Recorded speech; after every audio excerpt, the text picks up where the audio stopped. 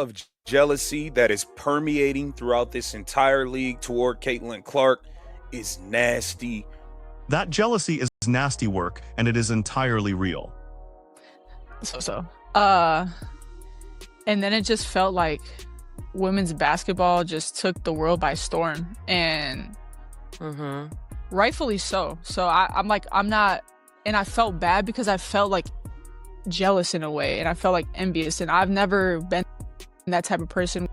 When Paige Bueckers sat down on Sue Bird's podcast and openly admitted to feeling jealous and envious as women's basketball took the world by storm, she broke an unwritten rule of sports media.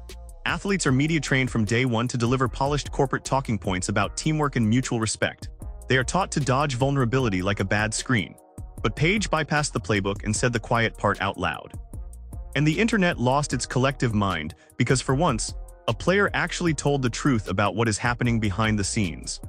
Caitlin, I'm curious, did you hook up any teammates or anybody with the shoe? Or I mean, Courtney Williams is rocking them tonight, which, like, I've had multiple people ask for them. I only have size 9 right now. Look at her face. Look at her face. So they're actually playing in my samples. Look at her face. She don't want nothing to do with it. She don't. Look at that exact moment on camera when Caitlin Clark starts discussing her signature shoe details, bringing up samples, sizes, and colorways right in front of her peers. The body language tells a story that no amount of smiling can cover up. It is the kind of uncomfortable, freeze-frame energy that speaks volumes when the audio cuts out. That is not just routine media day awkwardness. That is years of shared high school circuits, recruiting battles, and competing for the same spotlight coming to a head in real time. World by storm, and then it just felt like women's basketball just took the world by storm, and rightfully so. So I'm not, and I felt bad because I felt like jealous in a way, and I felt like envious, and I've never been that type of person where I don't want other people to succeed. Like, I want everyone around me to succeed, like, more than I want myself to succeed. Like, I just want great for people. I want, like, I've always thought, like, showing light on others doesn't diminish your own. Like, I feel like iron sharpens iron, and I just feel like really happy for people who are succeeding because I know how hard it is to be at this level and how much work it takes and how much resilience and dedication and sacrifice. To understand why this moment carries so much weight, you have to look back at the historical context of their high school class. Paige Bueckers was the undisputed darling of the basketball world, universally crowned as the generational prodigy, the standard-bearer for the next wave of the sport. She held the crown, the magazine covers, and the massive social media following. But when Caitlin Clark arrived at Iowa and began dropping logo three-pointers on a nightly basis, the gravity of the entire sport shifted overnight. Travis Scott was flying out to games, television ratings were shattering historical records, and the cultural epicenter moved to Iowa City. You're looking at, I think it's like Valentine's Day edition. You got the charm on there, but I was going to wear some all-white ones. I'm like, that's not fun enough. We got to break out some. Look at Paige Bueckers' face. She's still jealous. Some fire.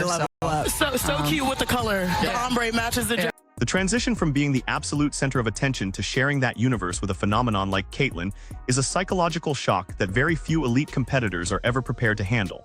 Paige deserves credit for honesty by naming her internal struggle rather than pretending it does not exist. But acknowledging the feeling is only step one. The real question is how that envy transforms once the cameras turn off and the regular season grind begins. Very awkward. For this many fans to come and see. Might make me go. I mean, I think it's pretty incredible. All of a sudden she got real weird and real awkward. Look at this. Why is she now awkward around Caitlin? Like, I don't know, bro. The energy is weird. The energy is weird now. Because the broader narrative surrounding the WNBA and collegiate basketball right now is dominated by this exact friction. Every single press conference, every post-game handshake, and every sneaker release is analyzed under a microscopic lens by millions of fans looking for signs of tension. When energy gets this weird and awkward in public settings, it forces us to confront a deeper reality about human nature in high-stakes competitive environments. Success doesn't just elevate a sport. It alters personal relationships, shifts career trajectories, and creates invisible fault lines across locker rooms. If you think that Paige is the only one that said it out loud, don't get it confused. Paige is just the one to say it out loud that she was jealous of Caitlin Clark. that she had is envious. She couldn't even cover it up on her face during that pregame stuff. She couldn't cover it up. The media loves to paint this entire dynamic through a single, oversimplified lens, often rushing to throw around accusations of racism or bitter personal hatred to drive engagement online. But the truth is far more complex and fundamentally human. Envy is a natural byproduct of ambition. When someone enters your space and completely rewrites the economic and cultural rules of an industry, feeling a spike of insecurity or frustration is a normal psychological response. The danger is when that insecurity metastasizes into toxicity on the court or passive-aggressive hostility online.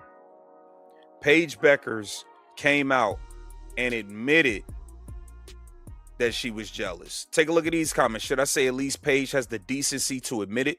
The rest of them straight up haters with no guts to admit it.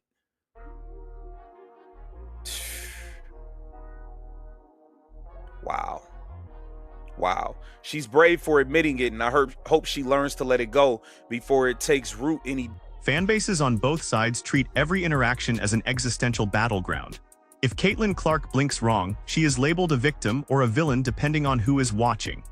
If another star player looks away during a shoe conversation, they are branded as toxic haters incapable of supporting women's sports. This binary tribalism completely erases the nuanced reality that these elite athletes are ultra-competitive professionals, navigating an unprecedented media explosion that caught everyone off guard.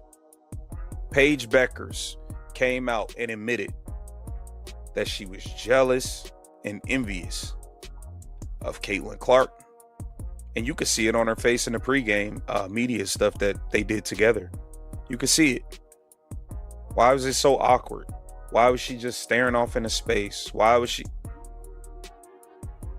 When that hatred, when that envy, that jealousy isn't getting your heart, it could be hard to shake. It could be hard. A bitter heart in professional sports acts like a slow-moving poison. Once resentment takes root, it clouds judgment, distorts perspective, and turns potential camaraderie into permanent cold wars. Paige managed to draw a line by keeping her focus on the game itself, avoiding the physical cheap shots or dangerous plays that have marred other matchups across the league. She remains an elite talent with a phenomenal bag on the court, proving that she can coexist in the same ecosystem even if the spotlight is currently shining somewhere else. And if you think Paige Bueckers is the only one that feels this way, you are sadly mistaken. Paige Bueckers is the only one that's coming out and saying that's how she feels. Get down in the comments. Let me know what you think. This Keep the Vision.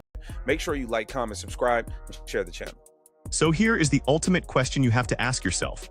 Is Paige Bueckers an outlier for admitting her jealousy out loud, or are the rest of the players in women's basketball simply better at hiding a resentment that the entire league shares? Drop your thoughts in the comments below. Make sure you like, subscribe, and keep the vision alive.